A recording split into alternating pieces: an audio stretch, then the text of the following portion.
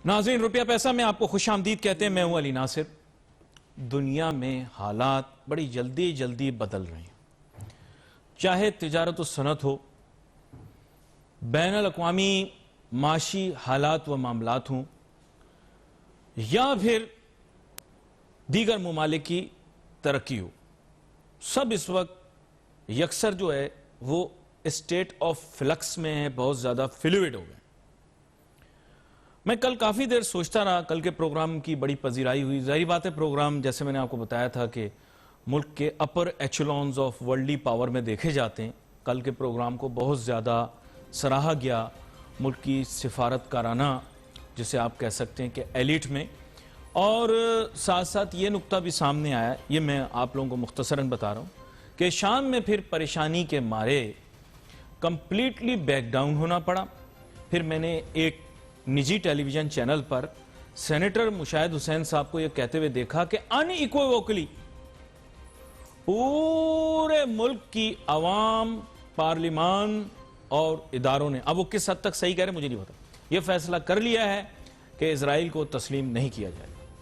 इसके माने ये है कि तमाम वो लोग जो सुबह शाम डिस्को डांस करते रहे कि इजराइल को तस्लीम करना चाहिए, उनका मुकम्मल नरेटिव फेल हो गया और वो बिल्कुल कामयाब नहीं हो सके। मुल्क के माशी मुफादात बिल्कुल इस चीज़ से जुड़े नहीं हुए थे कि हम इजराइल को तस्लीम करते। अल्लाह का शुक्र है कि कौम की आंखें खुली, वरना इनके ऊपर अब एक नया अजाब आना था अगर ये तस्लीम कर लेते तो। अल्लाह हमारी कौम को, हमारे लीडरान को हिदायत फरमाए, क्योंकि ये लोग सही रास्ते पे मेरे ख्याल से हैं नहीं। बतौर कौम भी हम सब सही रास्ते पे नहीं, हमारी लीडरशिप भी नहीं है। खैर, अल्लाह ताला इनको हिदायत फरमाए ताकि ये सीधे रास्ते पे आ जाए। यहाँ पर आज के मौजू के ऊपर मैंने बात करनी भी, हमारे यहाँ एक और, जैसे मैं हमेशा कहता हूँ, अल्फाज इस्तेमाल करता हूँ, अवामी डिस्को डांस, नाच गाना, क्योंकि ये वो अल्फाज हैं जिनकी वजह से आपकी तवज्जो मेरी तरफ मबसूल हो जाती है।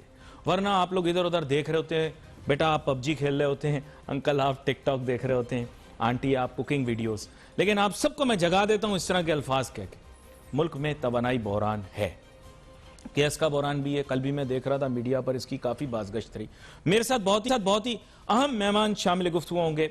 जनाब मियाँ जाहिद हुसैन साहब किसी तारुफ के मोहताज नहीं हैं, ताजिर सनतकार बिरादरी के हम लीडर हैं, तो इनसे मैं बात करना चाहूँगा।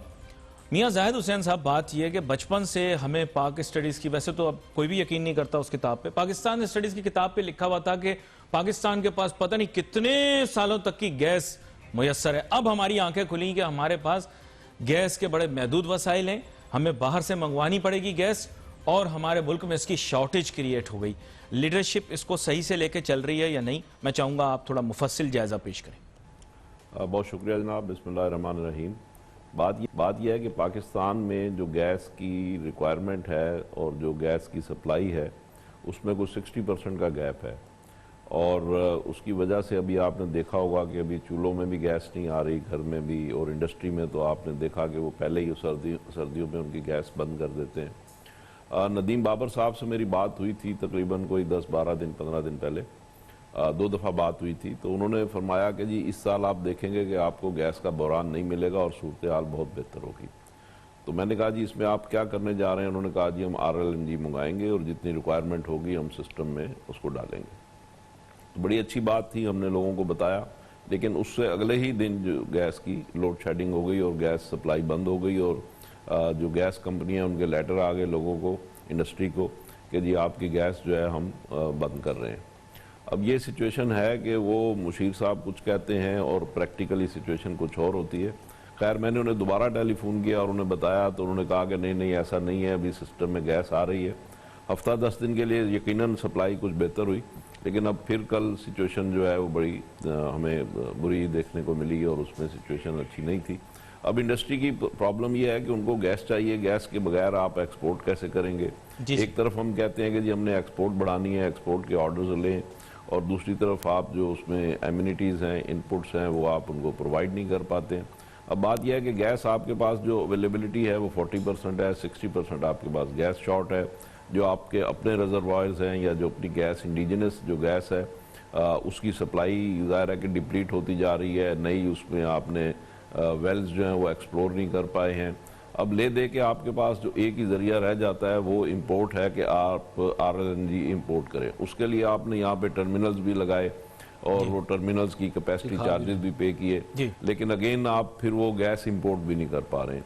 तो इंपोर्ट क्यों नहीं कर पा रहे हैं? मैं समझता हूँ कि आपको सही उसकी अकाउंट फार नहीं कर पा रहे हैं कि जी आपको इस साल सर्दी कितनी होगी। वो कहते हैं जी इस साल सर्दी जो है हमारे अंदाजे से ज्यादा पड़ गई। फाजिल वजीर मंसूबा बंदी, उनका बेबी और विजनरी प्रोजेक्ट है ये, जो ये टर्मिनल, मेरे ख्याल ये वाला तो नहीं है, दूसरा वाला टर्मिनल है जो ये दिखा भी रहे हैं स्क्रीन के ऊपर। तो ये जो इनका बेबी प्रोजेक्ट है, कितने विजनरी आदमी देखे, अब वजीर भी बन गए मौसूफ। तो इन्होंने उस टाइम असेस नहीं किया था, क्योंकि कमर्शियल फिजिबिलिटी तो इन्होंने बनाई होगी। तो अब अल्लाह ताला मौका देता है, कभी कभार कोई भी बंदा वजीर बन जाता है। ये तो फिर भी पढ़े लिखे हैं, वरना हमारे यहाँ तो कैसे कैसे गुजरे। तो इसकी फिजिबिलिटी तो इन्होंने निकाली होगी। क्या कहते हैं आप? बात यह है कि मेरा ख्याल है जब ये बात करते हैं ना कि इस साल हमें पता नहीं चला कि जी वो सर्दी पहले शुरू हो गई और सर्दी ज़्यादा पड़ गई, तो ये जो बातें हैं ना बड़ी अजीबो गरीब बातें हैं कि आज 21वीं सदी में बैठ के जब हम इस किस्म की बातें करते हैं, हमें ये नहीं पता चलता कि कितनी सर्दी पड़ेगी, कब शुरू हो जाएगी, कब ख़त्म होगी।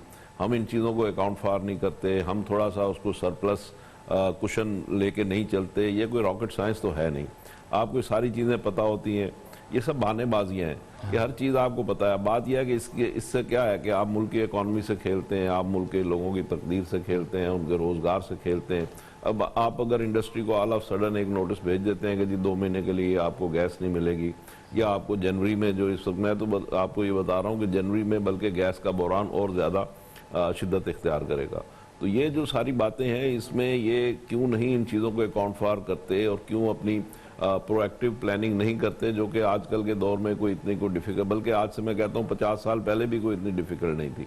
तो ये चीज़ें जो है इनको सही प्रॉपर एस्टिमेशन करनी चाहिए। बड़े बड़े एक्सपर्ट्स इनके पास बैठे हुए हैं। नहीं, वो असल में क्या, मतलब हर बंदा कहता है कि ये हुकूमत के पास अरस्तु भी है, अफलातून भी है, सुकरात भी है, बट अनफॉर्चुनेटली उनमें से तमाम लोग अपना एजेंडा लेके चल रहे हैं। मियां जाहिद साहब, ब्रेक के बाद इससे बात करूंगा। एक छोटी सी मिसाल आप जाऊंगा ब्रेक पे जाने से पहले। एक दिन आलू खत्म हो गए घर में, तो सालन में माँ ने आलू नहीं डाले। बच्चे ने तकाजा किया आलू क्यों नहीं डाले, बोला आलू डालने से सालन फीका हो जाता है। बच्चे ने कहा अच्छा, खामोश हो गया। अगले दिन माँ ने सालन बनाया, आलू ज्यादा आ गए थे, भुजिया बना डाली। बच्चे ने कहा कि ये तो पूरी की पूरी फीकी होगी।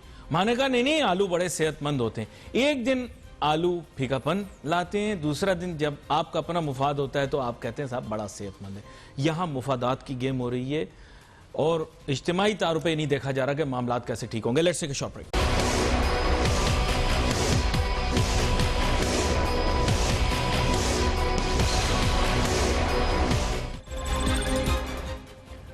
मंदी भी नहीं, वसदी भी नहीं, ते कुछ दसदी भी नहीं। बात कुछ ऐसी है कि ताजिर बिरादरी के ऊपर थोड़ी बहुत तनकीद भी हो जानी चाहिए कभी कभार। मियां जाहिद हुसैन साहब, बात यह है कि एक दिन कुछ, दूसरे दिन कुछ, किसी दिन शिकायत का परिंदा, किसी दिन तारीफों की फहरिस्त, किसी दिन मांगों की लंबी लाइन, और किसी दिन उमंगों और उम्मीदों के ऊपर बेस की हुई लंबी लंबी गुफ्तगू। मुझे यह समझ में नहीं आता क्या हुकूमतें डिलीवर कर रही होती हैं या नहीं कर रही होती, या ताजिर सियासत या ताजिर सनतकार बिरादरी के अंदर खाली एक कोई मकसद हासिल कर लेने के बाद इशारा हो जाता कि जी तारीफें शुरू कर दो। अब मुल्क में तवानाई बहरान है, आपने गैस के बहरान का जिक्र किया। आगे आने वाले दिनों के अंदर आप इस चीज़ को जानते हैं, दरिया सूख जाते हैं, पन बिजली कम पैदा होगी, फिर उसके बाद we will have to rely on fossil fuels. हमारा ट्रांसमिशन का निज़ाम दरहम बरहम तो मैं नहीं कहूँगा, लेकिन अभी कमज़ोर है, उसको बेहतर करने के लिए अरबों डॉलर चाहिए। मुझे ये समझ में नहीं आती कि एक लाइन क्यों टो नहीं करते। किसी दिन मुबारकें देना शुरू कर देते हैं, किसी दिन ताने तृष्णे और गालियां भी देते हैं हुकूमत को। जी जी मियां जाहिद हुसैन साहब, बहुत शुक्रिया जी। एक तो बात यह है कि बिजनेस कम्युनिटी भी इसी तरीके से हालात से गुजर रही होती है जैसे आप गुजर रहे होते हैं, जैसे और लोग गुजर रहे होते हैं। और उसमें अगर कोई अच्छी खबर मिलती है तो हमें भी अच्छी लगती है, अगर कुछ जिस दिन थोड़ा अपने डिप्रेशन होता है तो हमें भी डिप्रेशन फील होता है। तो लिहाजा वो ज़ाहिर है कि हालात के ज़ेर असर जो भी एक फौरी रद्द अमल होता है वो यकीनन होता है। दूसरी बात यह है कि हमारे जो इदारे हैं, बदकिस्मती से ये कहना पड़ता है कि हमारे इदारों में कोई प्रॉपर रिसर्च एंड डेवलपमेंट नहीं है, इसलिए फौरी ही जज्बात के ज़ेरे असर बह जाते हैं। और उसके लिए गवर्नमेंट के साथ जो एक प्रॉपर डायलॉग होना चाहिए, जिसमें उन्हें बताना चाहिए कि जी ठीक है, आज तो आप ये चीज़ आपकी ठीक है जी, आपने एक पार्सल मंगा लिया और उसकी वजह से गैस आ गई सिस्टम में, हफ्ते बाद क्या होगा, 15 दिन बाद क्या होगा, अगले साल क्या होगा। हमारी जो गैस है वो टोटल गैस की जो रिक्वायरमेंट है उसका इस वक्त सिर्फ 40% हम प्रोवाइड कर रहे हैं, 60% गैस है ही नहीं। और उसके लिए आप क्या कर रहे हैं, अगर कोई 2-4 दिन के लिए गैस आ भी जाती है, किसी एक सेक्टर को बंद कर देते हैं, 2-4 दिन के लिए गैस आ गई तो हम तहसीन करनी शुरू कर देते हैं। बात यह है कि हमारी जो लीडरशिप है, हमारे लोग जो काबिज हैं फेडरेशन के ऊपर, Pakistan chamber of commerce and industry, इंतहाई नाअहल और निकम्मे लोग हैं, सॉरी टू से मुझे ये कहना पड़ता है कि आप उनसे पूछ लें, अभी आप टेलीफोन में ला लें और उनसे पूछ लें कि हमारे मुल्क की अगले साल की डिमांड क्या होगी, वो आपको नहीं बता सकेंगे। 2022 की डिमांड क्या होगी गैस की, वो आपको नहीं बता सकेंगे। तो बात यह है कि जो लोग कुर्सियों पे काबिज हैं, अगर उनको रिसर्च ही नहीं है, अगर उनके पास कोई डेटा अवेलेबल नहीं है, अगर उन्होंने अपना टाइम जो है कुर्सी पे झूलने में ज़ाया किया है, तो वो बताएं आपको फिर किस तरीके से मुल्क की पॉलिसी को लेकर चलेंगे, गवर्नमेंट को कैसे असिस्ट करेंगे।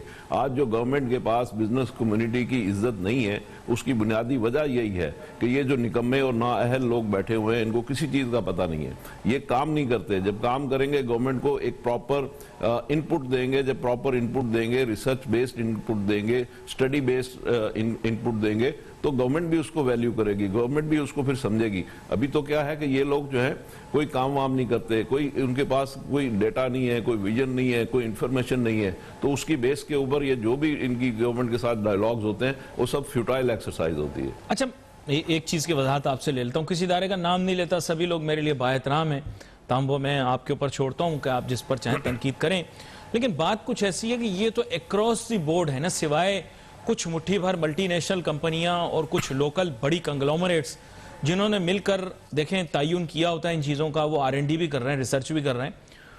कोई डायलॉग इस नोयत का हुआ है इस साल हुकूमत पाकिस्तान के साथ, पूरी ताजर बरादरी का, किसी एक इदारे की बात नहीं करता, कि इसमें जाके जो है वो वजीर आजम इमरान खान साहब से या फाजिल वजीर से जाके 1-to-1 कंपोजिट और कम्प्रीहेंसिव डायलॉग पाकिस्तान की एनर्जी पे हुआ और एनर्जी पॉलिसी को रीडिफाइन करने की बात हुई हो? देखिए, बात यह है कि इस वक्त जिन लोगों के पास मैंडेट है और जिन्होंने जाके बात करनी है, उन्होंने अगर कोई ऐसी बात की हो तो मुझे नहीं पता, इसलिए कि मैंने नहीं देखा कि उनको ऐसी कोई बात करते हुए, ना मैंने उनके एक्शंस में देखा है, ना मैंने गवर्नमेंट के एक्शन में देखा है। कि यानी गवर्नमेंट को अगर आप एंगेज करते हैं किसी ब्रीफ के ऊपर, किसी सिस्टम के ऊपर, किसी स्टडी के ऊपर, और गवर्नमेंट को बताते हैं और आप बिजनेस कम्युनिटी को आगे बताते हैं कि हाँ जी ये होगा, तो बात यह कि ऐसी कोई स्टडी जो आप क्वेश्चन कर रहे हैं, तो जो लोग हेल्म ऑफ अफेयर हमारी बिजनेस कम्युनिटी के चला रहे हैं, जो काबिज हैं, मैंने थोड़ी देर पहले भी कहा, उन्होंने ऐसा कुछ नहीं किया, उन्होंने ऐसी कोई एक्सरसाइज नहीं की कि जिसकी बेस के ऊपर वो गवर्नमेंट को प्रॉपर्ली एंगेज कर सके। तमाम हुकूमतों के साथ अच्छे ताल्लुकात रखने वाले फाजिल वजीर उमर अयूब खान साहब बेसिकली मेरा नहीं ख्याल किसी हुकूमत से बाहर रहे हों, लेकिन यह कि वो अभी फाजिल वजीर हैं, वो जो हमें बताते हैं ना, हम तो उन स्टेट्स पे जा रहे हैं बुनियादी तौर पे, दे आई थिंक, वैसे वो बहुत फाजिल हैं, अक्लमंद हैं, ज़हीन हैं। पाकिस्तान में ये दो ही लोग बुरे हैं, एक मैं, माविशियात, बाकी सब लोग ठीक हैं। मैं सिर्फ ये कह रहा हूं कि जो एनर्जी की डिटेल वो हमें बता रहे हैं, हम तो उसी को बिलीव कर रहे हैं ना, और वो किस विजन पे तैयार है, आपको पता है इस बात का? आपको, ताजिर बिरादरी, किसी को पता है किस बेसिस के ऊपर उन्होंने कहा है कि ये इनपुट है या आउटपुट है? देखिए, मेरे पास तो डेटा अवेलेबल है। इस वक्त पाकिस्तान में जो कंट्री की डिमांड है 6.9 billion cubic feet per day है, वेयर एज उसके 47% के करीब गैस हम प्रोवाइड कर रहे हैं। 53% गैस की शॉर्टेज है आज की डेट में। अगले साल ये जाके तकरीबन 63% हमारी गैस की शॉर्टेज और बढ़ जाएगी।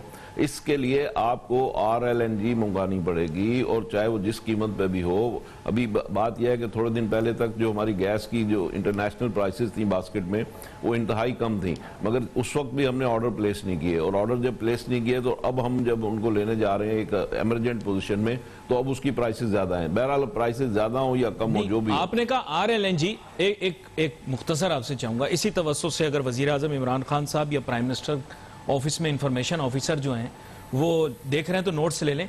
वो पाक स्टडीज की किताब में तो लिखा हुआ सर सुई के अंदर हमें गैस मिल गई, ये वो, जबकि हकीकत तो ये कि ज्यादातर गैस सिंध से मिल रही है। मैंने ऐसा सुना है कि शायद चौथाई गैस पाकिस्तान की जो है वो सूबा सिंध से लगभग तकरीबन निकलती है। तो वो पाक स्टडीज किताब की सर इस्लाह भी करवा दें, हमारे ताजिर सनतकारों का भी फायदा हो जाएगा। क्या कहते हैं आप? देखिए, शुरू में जो गैस है वो वहां से दरियाफ्त हुई थी, सुई से, और सुई से ही सारी जगह पे सप्लाई हो रही थी, जिसकी वजह से उसको सुई गैस कहा जाता है। असल में तो नेचुरल गैस है। अब आजकल की जो पोजीशन है, सुई के जो हमारे ज़खायर हैं वो डिप्लीट हो चुके हैं, और अब जो गैस हमें मिल रही है ज़्यादातर वो सिंध के सूबे से मिल रही है। और जो हमारा टोटल जो गैस का अवेलेबिलिटी है अपना पाकिस्तान में, उसमें जो मेजर चंक है वो हमें सिंध से आ रहा है। अब सुई में उतनी गैस अवेलेबल नहीं है जितनी के पहले हमें मिला करती थी। सर उदी इसलाह की वजह, मतलब उदी इसलाह नहीं हुई, उदी वजह है कि ज्यादातर वजीर चेड़े ने होना मैट्रिक के अंदर पर्चे थे, नंबर बड़े वजीरों के नंबर बहुत कम आए हैं। सर मैं खुल के बात कर दूं, वजीरों के नंबर बहुत कम आए। पाक स्टडीज की कहाँ किताब खोली होगी? मैं ये गुजारिश करूं, वजीरों को हर चीज का पता होता है, लेकिन बात यह है कि वो हालात के तहत वो जिस तरीके से चाहें उसको सिचुएशन को टर्न दे देते हैं। और उसकी बुनियादी वजह यही है कि हमारे यहाँ जो लोग स्टेक होल्डर्स हैं उनके पास होमवर्क नहीं होता। एक फाजिल वजीर हेलीकॉप्टर के ऊपर जायजा ले रहे थे मंगला डैम का, तरबेला डैम का, तो उन्होंने हेलीकॉप्टर में बैठे हुए अपने वफाकी सेक्रेटरी को कहा कि यार यही तो मसला है कि हमारे यहाँ फसल सही नहीं हो रही। सही वजह यह है कि बिजली सारी निकाल लेते हैं ये पानी में से। आपको नहीं पता था? सर पता उनको है, लेकिन चीजें सारी गलत पता है उन्हें। उनको इस्लामाबाद में बैठे जो हमारे फाजिल वजीर होते हैं उनको जगह सारी पता होती हैं, पते सारे पता होते हैं, मशरूबात सारे पता होते हैं, लेकिन उनको ये नहीं पता होता कि पानी में से बिजली जो है वो डैम के जरिए निकलती है और फिर उसके बाद उसकी जो हैयत है वो तब्दील नहीं होती पानी। खैर क्या बताऊं, वो अगले दिन मैं नज़ारा देख रहा था, वापस आता हूं तो इस बारे में बात करता हूं। वो एक खातून थी, वो पुलिस वाले की पिटाई कर रही थी और कह रही थी लड़के को छोड़ दो, और पुलिस वाला कह रहा था कि इसने शराब पी हुई है। अच्छा, तो यानी हमारे मुल्क में ये जुर्म है। अच्छा, वापस आते हैं नाजरीन, तो इस बारे में गुफ्तगू करते हैं कि हमारे यहाँ लोग क्या क्या पीते हैं और क्या क्या करते हैं। और ये तो हमने खुद एक्सेप्ट किया कि 70% लोग नशे का इस्तेमाल कर रहे हैं, वो 70 लाख लोग, तो वो जुर्म नहीं है। तो ये लड़का नशे में था, ये जुर्म है। अच्छा खैर, एनीवे ब्रेक के बाद वापस आते होंगे, गुफ्तगू जारी रखते हैं। बड़े मजे की बात करूंगा।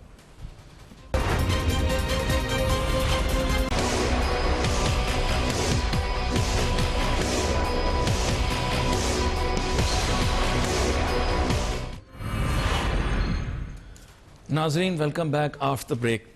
चलो हो गई जज्बाती बातें, वैसे मुख्तसरन एक बात करूंगा। ये दोहरे मयार, कॉलोफेल में तजाद, इंग्लिश में कॉलोफेल को तजाद को क्या कहते हैं? हिपोक्रेसी। उर्दू में क्या ट्रांसलेशन होती है उसकी? खैर मैं बोलूँगा नहीं। इस मुल्क में क्या बुरी चीज़ हो रही है जो नहीं हो रही, आप मुझे बताएं। चाहे वो सान्याए चकवाल हो, चाहे और चीज़ें हों, ये कोई चीज़ें ढकी छुपी तो नहीं है ना दुनिया से। आप क्यों इस तरह की चीज़ों के ऊपर इतना बड़ा तमाशा बना रहे? अभी डीएसपी को पकड़ा है जाके, अभी कराची शहर के अंदर मेरे ख्याल से डीएसपी को पकड़ा है जो जराइम पेशा डीएसपी था। यार चुप हो जाओ यार, रिट ऑफ दी स्टेट, और पुलिस के साथ बदतमीजी नहीं करनी चाहिए। ये मैं बहुत सलाम करता हूं भाई पाकिस्तान की तमाम सिक्योरिटी फोर्सेस को, लेकिन मैं सिर्फ इतना कहना चाहता हूं कि यार इतना इस तरह नहीं करो, ज्यादतियां आम शहरी हैं, इनके साथ सख्ती नहीं करो। 70 लाख लोग चर्स, हेरोइन और ये सब पी रहे हैं। वजीर आजम इमरान खान साहब ने खुद बताया।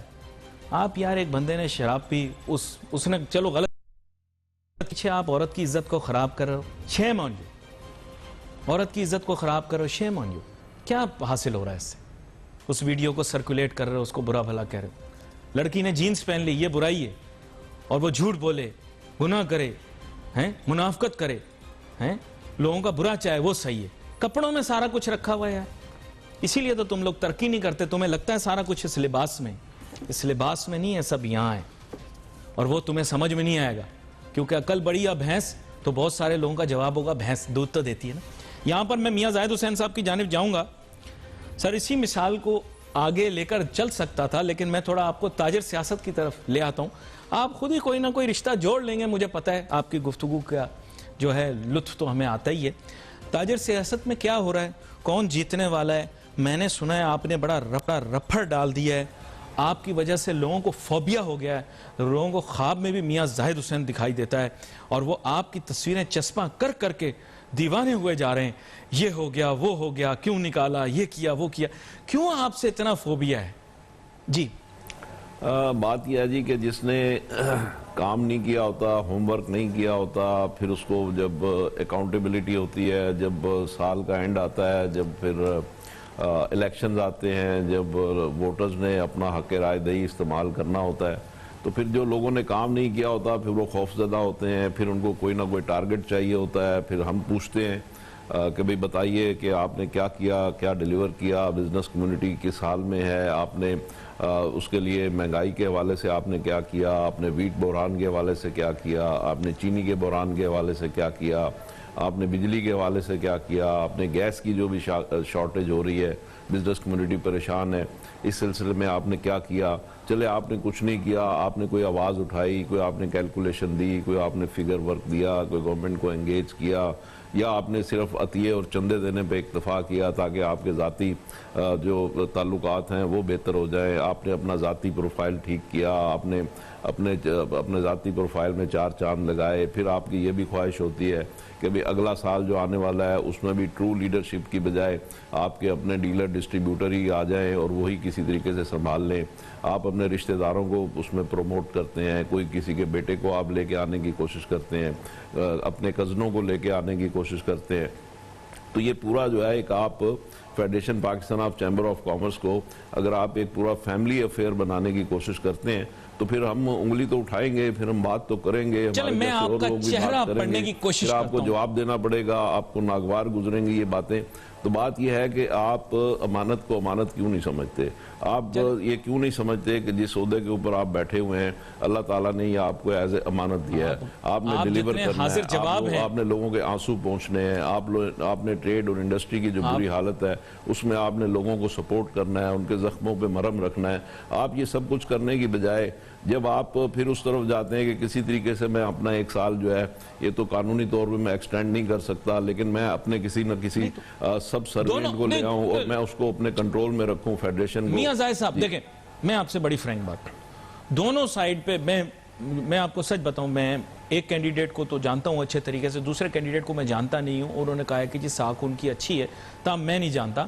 लेकिन मैं ये कह रहा हूं कि बुनियादी तौर पे यहाँ पे जो मुकाबला हो रहा है ये ज़ातियात और किरदार कशी की बुनियाद पर क्यों हो रहा है भाई? आप कामयाबियां और संगे मील बयान करें ना। क्या हमारी, मैं अगले दिन आर्टिकल पढ़ रहा था एक, तो उसमें लिखा हुआ था कि जो है वो कामयाबियां बताएं, संगे मील बताएं, तो संगे मील कामयाबियां बताने के बजाय आपकी तस्वीर लगा के कहा जा रहा कि जी ये हो गया, वो हो गया। यानी क्या कैंपेन आपके इर्द गिर्द क्यों घूम रही है? आप तो जैसे जहांगीर तरीन बन गए हैं ताजर सियासत के।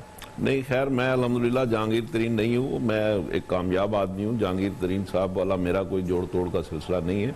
लेकिन मैं ये गुजारिश करना चाहूँगा कि बात यह है कि जब कोई, मैं तो एक आपका मुहासबा कर रहा हूँ, मैं आपके ऊपर ये आपसे पूछ रहा हूँ, मैं आपसे पूरे 1 साल का हिसाब मांग रहा हूँ कि भाई आपने 1 साल जो वादे किए थे, आप देखेंगे इन्होंने जो वादे किए थे ये कहा था कि जी हम मुंतखब होके आएंगे तो हम रिसर्च एंड डेवलपमेंट करेंगे। $1 मिलियन क्वेश्चन पूछ लो, मेरे पास कुछ सेकंड्स हैं, मेरे पास कुछ सेकंड्स हैं। $1 मिलियन क्वेश्चन पूछूंगा, आपकी आंखों में आंखें डाल के और आपका चेहरा पढ़ने की कोशिश करूंगा। मेरी थोड़ी बहुत खासियत है, चेहरे पढ़ लेते।